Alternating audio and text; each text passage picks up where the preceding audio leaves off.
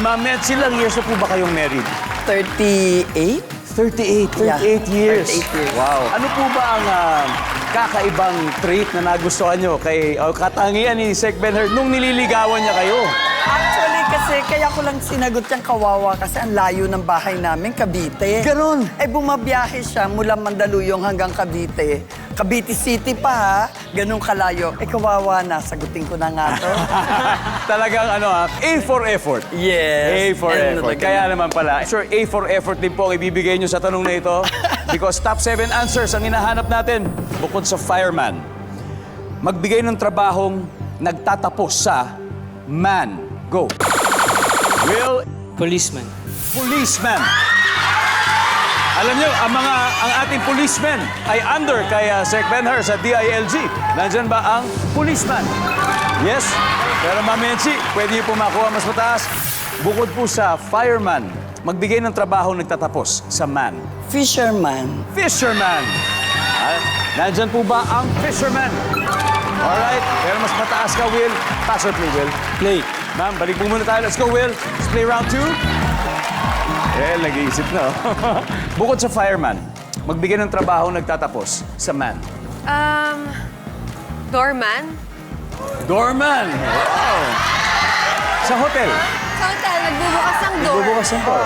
Survey says... Angel. Angel. Oh my God! Bukod sa fireman, magbigay ng trabaho nagtatapos sa man. Hotelman. Hotelman. Yun din yun eh. Kamag-anak ni Doorman. Si Hotelman. Wala. Okay. Team Abalos, pwede na kayo mag-huddle to think of an answer. Rebia, kailangan mo ko. Bukod sa fireman, magbigay ng trabaho, nagtatapos sa man. Delivery man. Pwede! Delivery man. Survey says... Walang delivery man. Team Abalos, this is your chance to steal. Sherlyn, bukod sa fireman, magbigay ng trabaho, nagtatapos sa man. Salesman. Salesman. Charisse, ano pa? Mailman. Mailman. Miss Benchi, ano pa kaya po? Ako, Superman. Superman. Superman.